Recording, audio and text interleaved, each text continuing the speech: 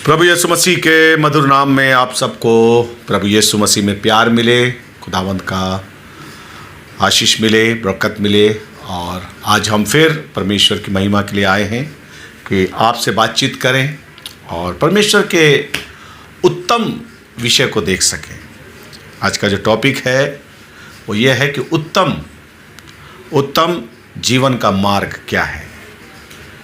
एक उत्तम जीवन, एक पाक जीवन, एक जिसमें कोई भी ऐसी बुरी वस्तु वास ना करती हो, परंतु वह एकदम उत्तम जीवन हो।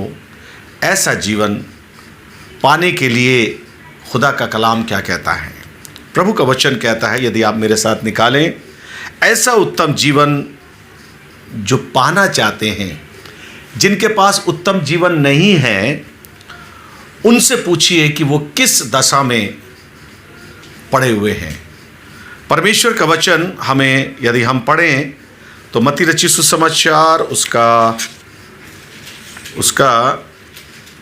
20वां अध्याय और उसका 29 आयत में, जब वे यरीहो से निकल रहे थे, हाँ, तो एक बड़ी भीड़ उसके पीछे हो ली और दो अंधे जो सड़क के किनारे बैठे थे, यह सुनकर कि यीशु जा रहा है, पुकार कर कहने लगे, हे प्रभु, दाऊद की संतान, हम पर दया कर। लोगों ने उन्हें डांटा कि चुप रहें, पर वे और भी चिल्लाकर बोले, हे प्रभु, दाऊद की संतान, हम पर दया कर। तब यीशु ने खड़े होकर उन्हें बुलाया और कहा, तुम क्या चाहते हो कि मैं तुम्हारे लिए करूं? तुम क्या चाहते हो कि मैं तुम्हारे लिए करूं? उन्होंने उससे कहा, हे प्रभु, यह कि हमारी आंखें खुल जाएं। यीशु ने तरस खाकर उनकी आंखें छुई और वे तुरंत देखने लगे। आमीन, आमीन। बस, प्रेज द लॉर्ड। परमेश्वर का वचन का धन्यवाद देते हैं आज की सुंदर शाम के लिए। और ख़ास तौर पर प्रभु का जो वचन है, आज हम अंधों के आँखों के विषय में नहीं देखेंगे। हालेलुया। आज हम अंधों के आँखों के विषय में देखेंगे, पर उनकी परिस्थिति, उनका पीछे का बैकग्राउंड, उनकी लाइफ जिसमें उत्तमता, निराशा के होने के बावजूद वो उत्तमता को खो चुके थे। वो नहीं जानते थे कि परमेश्वर क्या है। वो नहीं जानते थे कि हम किस तरीके से उत्तम जीवन पाएं, क्योंकि बिल्कुल डल हो गए थे। बिल्कुल उनके जीवन में ऐसी बातें सोचना बिल्कुल बंद हो गई थी। और बाइबल में लिखा है कि दो अंधे थे, भीख मांग रहे हों। अंधों से लाचार व्यक्ति, आँखों से लाचार व्यक्ति, जिसके जीवन में सिर्फ अंधकार के सिवा और कुछ नहीं है, ऐसा जीवन एक उत्तम जीवन को कैसे प्राप्त कर सकता है? जिसके जीवन में परेशानियां, जिसके जीवन में समस्याएं, जिसके जीवन में रोजमर्रा की जिंदगी में कठिनाइयों का सामना करना पड़ता है, ऐसा जीवन, उत्तम जीवन किस प्रकार से प्राप्त कर सकता है? हालेलुया। कहाँ मिलेगा ऐसा उत्तम जीवन? कहाँ मिलेगा ऐसी शांति वाला जीवन? कहाँ मिलेगा? एक अंधे से पूछिए कि तुम किस तरीके से जीना चाहते हो, उसको नहीं मालूम। उसको ये जरूर पता है कि अच्छा खाना है, अच्छा भोजन भी है, अच्छे लोग पहनते उड़ते भी हैं, अच्छा जिंदगी है, लोग ऐशो आराम से रहते हैं। पर अगर एक अंधे को सब कुछ मिल जाए तो क्या वो उन सब का फायदा उठा सकता है? मेरे प्रियो, बहुत कठिन बात है। जब तक वो उनको देखे नहीं, जब तक उनको महसूस ना करे, तब तक वो समझ नहीं पाएगा उत्तम जीवन क्या है। हालेलुया। एक अंधों को सड़क के किनारे बैठे हुए जब देखा गया, उनकी परिस्थिति को देखा गया, उनके हालात को देखा गया, उनकी मुसीबतों को देखा गया, कितने वर्ष से थे, कब से थे, उनका परिवार क्या इसी काम में था या ऐसे ही दुखों का जीवन में वो जी रहे थे? क्या ऐसा ही था? हाँ, ऐसा ही था, क्योंकि उनकी लाइफ में एक अंधापन था, और खुदा का वचन कहता है जब उन्हें देखा गया, बाइबल क्या कहती है, या 2-3 बातों को आप थोड़ा ध्यान दीजिएगा। यहाँ पर लिखा गया है कि बाइबल में लिखा है उसकी पुकार सुनकर प्रभु यीशु मसीह रुक गए। नंबर 1, प्रभु यीशु मसीह रुक गए। यीशु मसीह रुकता है जब हम प्रभु यीशु मसीह को पुकारते हैं। जब यीशु को पुकारते हैं तो प्रभु यीशु मसीह रुकता है। हालेलुया। हमारी पुकार में वो उत्तम जीवन पाने की अभिलाषा होनी चाहिए कि खुदावंद मैं भी तमाम लोगों की तरह जीना चाहता हूँ। आए खुदावंद मैं भी तमाम लोगों की तरह जो तेरे पीछे हैं मैं उनकी तरह विश्वास करना चाहता हूँ। आए खुदावंद मैं भी उन लोगों की तरह तेरे कलाम को पढ़ना चाहता हूँ, तेरी संगति में रहना चाहता हूँ, मैं उस उत्तम जीवन को प्राप्त करना चाहता हूँ। हालेलुया। और प्रभु यीशु मसीह का वचन कहता है उत्तम परमेश्वर के प्रेम के द्वारा हमें उत्तम जीवन मिलता है। नंबर 1, परमेश्वर के प्रेम के द्वारा हमें उत्तम जीवन प्राप्त होता है। आप परमेश्वर से प्रेम करेंगे, यह अच्छी बात है, पर उससे बड़ी बात यह है कि परमेश्वर आपसे प्रेम करने लगे, क्योंकि उत्तम जीवन जो है प्रभु यीशु मसीह के द्वारा मिलता है। परमेश्वर के द्वारा हम तक पहुंचता है उत्तम जीवन, एक अच्छा जीवन, एक नया विश्वासी जीवन हमें परमेश्वर के द्वारा मिलता है। और लिखा है जब प्रभु यीशु मसीह ने उस अंधे भिखारी की दशा को देखा, दशा उसकी बहुत ही बुरी थी। भिखारी जीवन था, भीख मांग कर खाना, रोड पर बैठना। उसका स्थान कहाँ था? सड़क का किनारा। बाइबल में यही लिखा है ना, सड़क के किनारे बैठकर क्या कर रहे थे वो? शायद दोनों भाई हों, शायद दोनों दोस्त हों, शायद दोनों परिवार के रिश्तेदार हों। और बाइबल में लिखा अंधा अंधे को रास्ता नहीं दिखा सकता। दोनों कभी कभी बैठकर ऐसे स्थान पर अपने जीवन की चर्चा अवश्य करते होंगे। काश कि हमें भी वो जीवन मिले, काश कि हमें भी वो जिंदगी मिले जिसमें लोग जीते हैं। काश कि वो पाक और पवित्र जिंदगी हमें भी मिले जिसमें खुदावंद उनके साथ रहता है और वे खुदा के साथ रहते हैं। ऐसी जिंदगी पाने की लालसा उनको थी। नहीं तो सड़क के किनारे कई भिखारी होंगे, पर ये सोचते थे, इनके मन में वो उत्तम जीवन पाने की अभिलाषा थी। इनकी जिंदगी के अंदर वो एक आत्मिक जीवन जीने की अभिलाषा थी। इनके जीवन के अंदर एक प्रभु के साथ चलने का एक अभिलाषा थी। हालेलुया। और इन्होंने वो उत्तम जीवन को प्राप्त किया। हालेलुया। कैसे प्राप्त किया? वो कारण क्या था, क्या तरीका था? वो तरीका ये था कि उन्होंने क्या किया? हालेलुया। पुकार कर कहने लगे, हे प्रभु दाऊद की संतान हम पर दया कर। दाऊद के बारे में जानते हैं ये लोग, इसीलिए दाऊद का नाम लिया। वे जानते थे कि ये जो जा रहा है नासरी, ये दाऊद की संतान है, दाऊद के कुल में से आया है।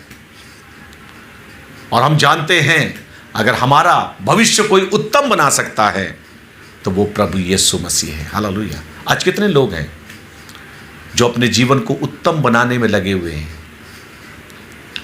कई लोग सोचते हैं मैं बाहर जाऊं, बाहर काम करूं, पैसा कमाऊं, ताकि मुझे उत्तम से उत्तम चीज़ें मैं अपने जीवन में लाकर उसे यूज़ कर सकूं।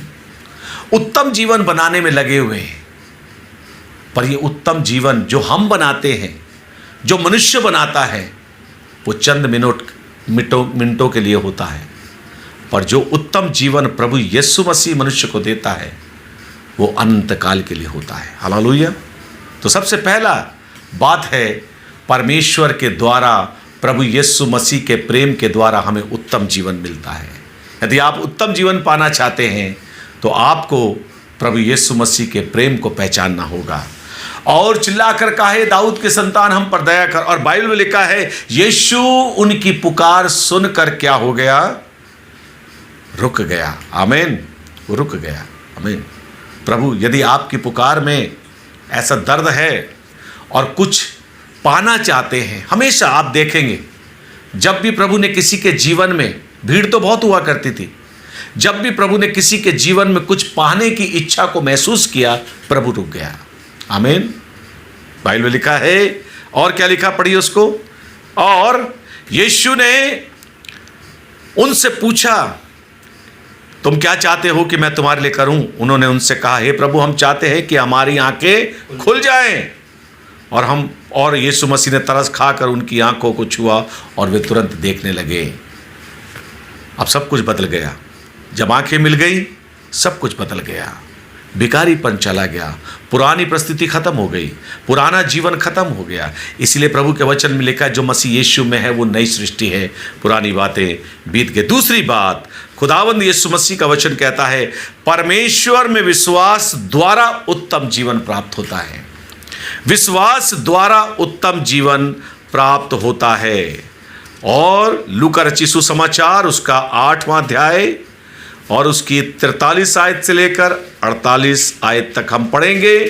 वहाँ पर लिखा है, जैसा मैंने टॉपिक बताया आपको कि उसका टॉपिक है, परमेश्वर में विश्वास द्वारा उत्तम जीवन हमें मिलता है। पहला, परमेश्वर के प्रेम के द्वारा हमें मिलता है। दूसरा, परमेश्वर पर विश्वास करने के द्वारा हमें एक उत्तम और नया जीवन मिलता है। आमीन। पढ़िए 43। हाँ। एक स्त्री ने, जिसको 12 वर्ष से लहू बहने का रोग था जी, और जो अपनी सारी जीविका वैद्यों के पीछे व्यय कर चुकी थी जी, तो भी किसी के हाथ से चंगी न हो सकी थी, जी, पीछे से आकर उसके वस्त्र के आंचल को छुआ जी, और तुरंत उसका लहू बहना बंद हो गया। आमीन। इस पर यीशु ने कहा, मुझे किसने छुआ? आमीन। बस इस पर यीशु ने कहा, मुझे किसने छुआ। यहां पर वही बात है, यीशु रुक गया, यीशु पुकार उठा भीड़ में, मुझे किसने छुआ। हालेलुया। एक विश्वास ने प्रभु यीशु मसीह को छुआ। हम कई बार बोलते स्त्री ने उसे छुआ। नो नो नो नो, स्त्री के अंदर प्रभु यीशु मसीह पर विश्वास था और विश्वास ने उसके दामन को छुआ और प्रभु ने पुकार उठा, मुझे किसने छुआ। अगर हमारा विश्वास सच्चा है और प्रभु यीशु मसीह को हम छुएंगे, हमारा जीवन प्रभु यीशु मसीह को टच करने वाला जीवन होना चाहिए, वहां तक पहुंचने वाला जीवन होना चाहिए, वहां तक पहुंचने वाली जिंदगी होनी चाहिए, ताकि प्रभु ये कहे, मुझे किसने छुआ है। हालेलुया। और क्या कहता है खुदा कलाम वहां? किसने छुआ? जब सब मुकरने लगे, हाँ, तो पतरस और उसके साथियों ने कहा, हे स्वामी, तुझे तो बड़ी भीड़ दबा रही है, हाँ, और तुझ पर गिरी पड़ती है। जी। परंतु यीशु ने कहा, किसी ने मुझे छुआ है, किसी ने तो मुझे छुआ है, क्योंकि मैंने जान लिया है कि मुझ में से सामर्थ्य निकली है। आमीन। विश्वास करने वालों के लिए सब कुछ हो सकता है। जो विश्वास से मसीह को छूता है, मसीह कहता है, मुझ में से सामर्थ्य निकली है। हालेलुया। क्योंकि विश्वास के द्वारा उसको छूने से हमें उत्तम जीवन हम जीते हैं। हालेलुया। और तीसरी बात, दुष्ट आत्माओं से छुटकारा द्वारा हमें उत्तम जीवन प्राप्त होता है। मरकुस रचित सुसमाचार उसका 9 और उसकी 23वीं आयत में लिखा है, खुदा का कलाम कहता है, कई बार दुष्ट आत्माएं हम पर हैवी होती हैं, कई बार हम दुष्ट आत्माओं के साए में चलते हैं, कई बार दुष्ट आत्माएं हमें तंग करती हैं और हम उत्तम जीवन को नहीं जी पाते। शैतानी जीवनों को, गलत जीवन को, गंदे जीवन को हम जीते रहते हैं और फिर भी हम कहते हैं कि हम मसीह के विश्वासी हैं। लेकिन प्रभु चाहता है कि दुष्ट आत्माएं तुम पर राज्य ना करें, दुष्ट आत्माएं तुम्हारे जीवन में कार्य ना करें। तो दुष्ट आत्माओं से छुटकारा द्वारा हमें उत्तम जीवन प्राप्त होगा। हालेलुया जी। 9:23। हाँ यीशु ने उससे कहा, हाँ यदि तू कर सकता है, हम्म, यह क्या बात है? हाँ विश्वास करने वाले के लिए सब कुछ हो सकता है। आमीन। बालक के पिता ने तुरंत गिड़गिड़ाकर कहा, हे प्रभु, मैं विश्वास करता हूँ, हाँ मेरा विश्वास का उपाय कर। हाँ, मेरे विश्वास का उपाय कर। हालेलुया। हाँ जब यीशु ने देखा कि लोग दौड़कर भीड़ लगा रहे हैं, हाँ, तो उन्होंने अशुद्ध आत्मा को यह कहकर डांटा, यह कहकर डांटा, हे गूंगी और बहरी आत्मा, है गूंगी और बहरी आत्मा, मैं तुझे आज्ञा देता हूँ, मैं तुझे आज्ञा देता हूं, उसमें से निकला। उसमें से निकला। इसका मतलब वो अंदर है, इनसाइड, अंदर है। दुष्ट आत्माएं कोई ऐसी चिपकी हुई तुम्हें बाहर दिखाई नहीं देगी, वो अंदर राज्य करती है। ऐ दुष्ट आत्मा, उसके अंदर से मैं तुझे हुक्म देता हूं, निकला, और उसमें फिर कभी प्रवेश ना करना। तब वह चिल्लाकर और हाँ। बहुत मरोड़ कर निकल आई, और बालक मरा हुआ सा हो गया। यहाँ तक कि बहुत लोग कहने लगे कि वह मर गया है। आमीन। और परंतु यीशु ने उसका हाथ पकड़ के उसे उठाया और वह खड़ा हो गया। हाँ।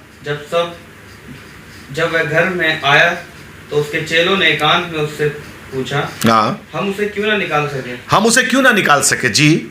उसने उससे कहा, यह जाति बिना प्रार्थना किसी उपाय से नहीं निकल सकती। हाँ, किसी उपाय के बिना, उपवास और प्रार्थना के नहीं निकल सकती। वो एक जगह, हाँ जी हाँ, दूसरी जगह है, ये उपवास और प्रार्थना के बगैर नहीं निकल सकती। हमारे जीवन के अंदर दुष्ट आत्माओं का वास नहीं होना चाहिए। हालेलुया। अगर आप क्रोधी हैं तो आप दुष्ट आत्मा से ग्रसित हैं। क्रोध की आत्मा आपकी ज़िंदगी के अंदर काम कर रही है। यदि आप व्यभिचारी हैं तो व्यभिचारी की आत्मा आपके अंदर काम कर रही है।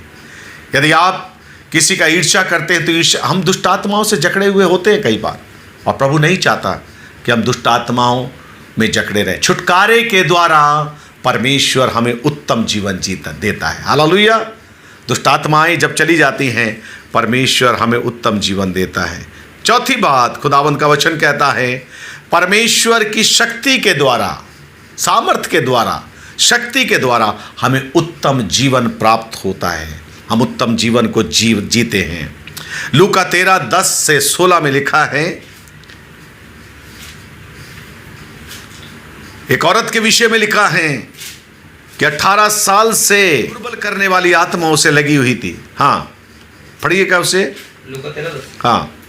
शब्द के दिन हाँ। एक आराधनालय में उपदेश कर रहा था। वहाँ एक स्त्री थी जिसे 18 वर्ष से दुर्लभ करने वाली दुष्टात्मा लगी थी। हाँ। और वह कुबड़ी हो गई थी। हाँ। और किसी रीति से सीधी नहीं हो सकती थी। यीशु ने उसे देखकर बुलाया और कहा, हे नारी, तू अपनी दुर्बलता से छूट गई। हाँ।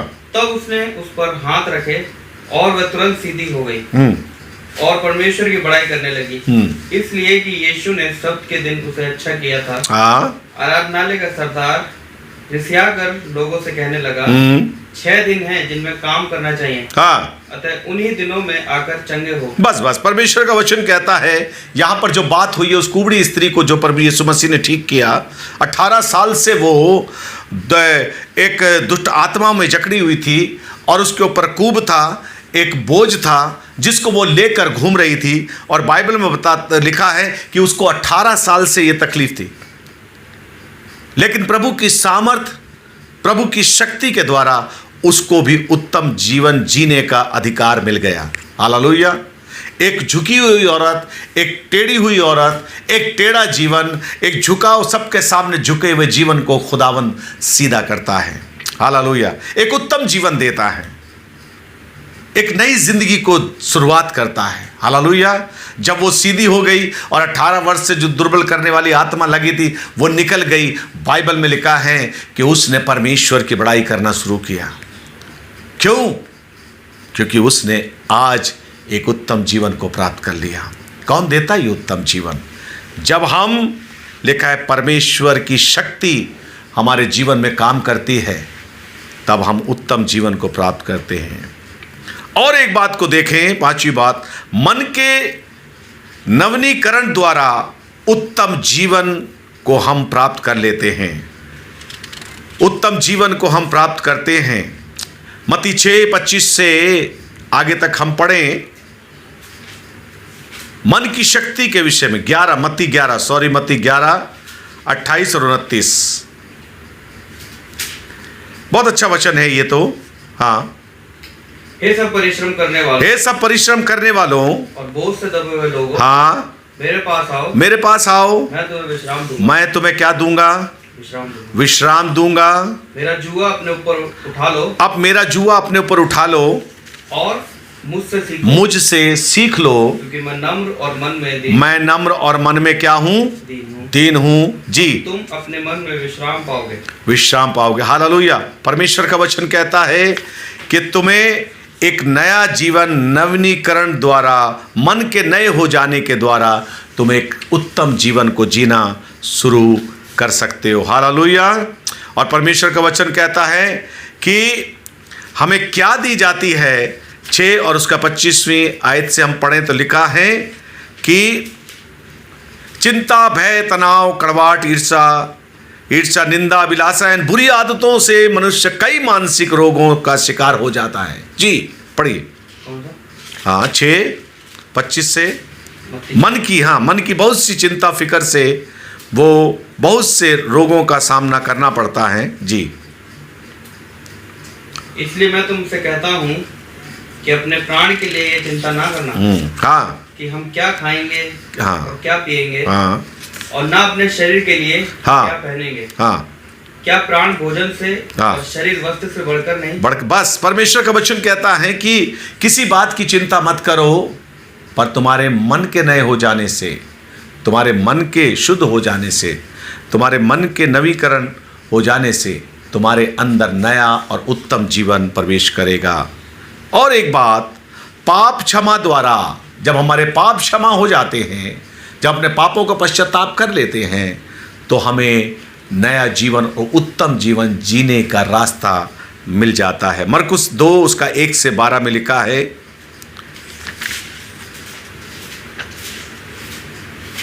क्या लिखा है? मत्ती 1:21 पढ़ दीजिए। प्रभु का वचन कहता है, प्रभु यीशु मसीह के बारे में बाइबल बताती है कि वे अपने लोगों को पापों से बचाएंगे। हालेलुया। पापों की क्षमा होना बहुत जरूरी है। जी, वह पुत्र जनेगी, वे पुत्र जनेगी, और तो उसका नाम यीशु रखना, हाँ, क्योंकि वह अपने लोगों का उनके पापों से उद्धार करेगा। जी हाँ, परमेश्वर का वचन कहता है कि प्रभु यीशु मसीह अपने लोगों को बचाएंगे, क्योंकि पाप के साथ हम प्रभु के साथ चल नहीं सकते। अगर आप प्रभु यीशु मसीह के पास आएंगे तो वह आपके सारे पापों को क्षमा कर देंगे और आपको पाप के बंधन से मुक्त करने और क्षमा करने में वो विश्वास योग्य है, और पाप से जुड़ी हुई सारी बीमारी आपकी जिंदगी में खत्म हो जाएगी। क्या हम ऐसा उत्तम जीवन जी रहे हैं? अगर आपको उत्तम जीवन पाना है तो इन तमाम बातें आपकी ज़िंदगी में होनी चाहिए। खुदावंद करे आज की शाम हमारे जीवन में एक उत्तम जीवन हम ग्रहण करें, प्रभु को रोक लें, प्रभु को विश्वास से छू लें, अपने पापों की क्षमा मांग लें। प्रभु हम सबको आशीष दे और बरकत दे। आइए प्रार्थना करें। हमारे स्वर्गीय प्रेमी पिता, अनुग्रहकारी पिता, विलम्ब से कोप करने वाले अति करुणा में हम आपके पास आते हैं प्रभु, तेरे उत्तम जीवन के लिए जो तूने मनुष्य के लिए रखा है। हाँ प्रभु, कई बार हम उत्तम जीवन अपने आप जीने की कोशिश करते हैं और पीछे रह जाते हैं, पर यदि हमारे जीवन में ये सब बातें होंगी प्रभु, वो उत्तम जीवन आप हमें देंगे। हमारी पूरी कलीसिया को आप आशीष दें और बरकत बख्शें और आशीषों से भरपूर करें। खुदावंद यीशु मसीह के नाम से मांगते हैं, आमीन। प्रभु यीशु मसीह का अनुग्रह, खुदा बाप की मोहब्बत, पवित्र आत्मा की संगति सभी ईमानदारों के साथ, खासतौर एक एक जन के साथ अब से लेकर हमेशा तक होती रहे, आमीन।